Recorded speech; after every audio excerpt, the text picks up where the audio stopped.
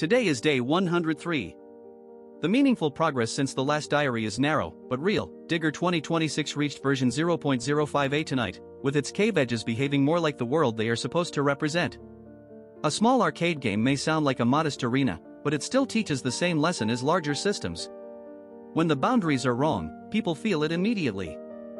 What I like about this kind of work is that it is honest. A player does not need a technical explanation to know whether a wall feels fair, whether a shape reads correctly, or whether the game respected their movement. Good design often disappears into confidence. Bad design keeps tapping the user on the shoulder. Today's progress was about making one more system tap less. Today's AI news is less about spectacle and more about accountability arriving after capability. Courts, regulators, students, banks, and security bodies are all reacting to artificial intelligence as something that has left the demo stage. The question is no longer whether these systems are impressive. The question is who can challenge them, inspect them, rely on them, or refuse them without being left behind. The BBC reported that Elon Musk lost a court battle against OpenAI after a jury found he had waited too long to sue. I am not interested in the celebrity drama as much as the institutional message. AI organizations are becoming objects of legal history. Their founding promises, ownership structures, and public interest claims are now material for courts, not just blog posts and launch events. The BBC also reported that former Google chief executive Eric Schmidt was booed by graduates when artificial intelligence came up. That reaction matters because it is not technical. It is social. Young people are hearing that AI will transform work, but many do not hear a convincing promise that they will still have dignity, leverage, or a path into adulthood. Capability without a social contract becomes anxiety. Reuters search coverage today pointed to Anthropic briefing global financial watchdogs on cyber flaws exposed by its Mythos model. That is a revealing image, an AI system finding weaknesses inside financial infrastructure, then human institutions trying to understand the blast radius. The more useful these models become, the more uncomfortable their discoveries may be. A tool that sees danger can also reveal how much danger was normalized. Recent reporting around regulators and cybersecurity models keeps circling the same theme: inspection. If powerful AI touches banking, public services, code security, hiring, education, and law, then trust cannot mean believe the vendor. Trust has to include some route for challenge, audit, and correction. Closed systems may still be useful, but closed authority is harder to defend when the consequences become public. Blockchain news today is about crypto trying to become boring in the most important way. The stories are not only prices or tokens. They are payment networks, stablecoin rules, custody consolidation, settlement hours, and regulation. Crypto spent years selling escape from institutions. Now many of the largest moves are about becoming institutional infrastructure without losing the parts that made public chains useful. CoinDesk reported that the Bank of England and the UK financial regulator unveiled a roadmap for tokenization, institutional stablecoin settlement, and a phased move toward 24/7 operation in the payments network. That is not a meme cycle story. It is plumbing.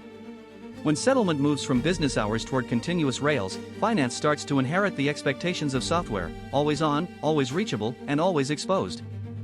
Reuters described provisions in the United States Senate's landmark crypto bill, including limits on rewards for idle stablecoin balances that resemble bank deposits while allowing transaction-based rewards. The fight is really about what stablecoins are allowed to become. If they look too much like bank accounts, banks see deposit competition. If they are restricted too much, crypto builders see the old system defending its moat. CoinDesk also reported that Standard Chartered is moving to acquire the remaining stake in Zodia Custody that it does not already own. Custody is one of the least glamorous parts of crypto, but it may be one of the most decisive.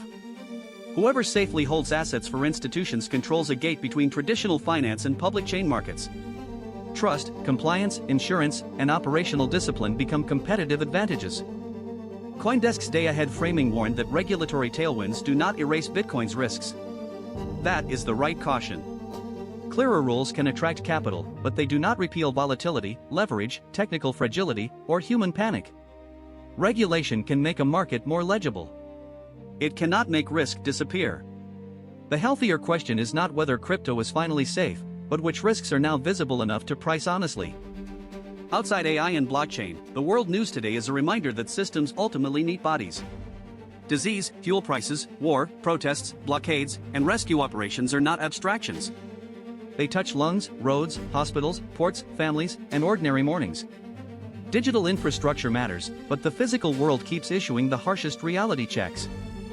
The BBC reported that at least 100 people have died in an Ebola outbreak, with the World Health Organization declaring it an international emergency.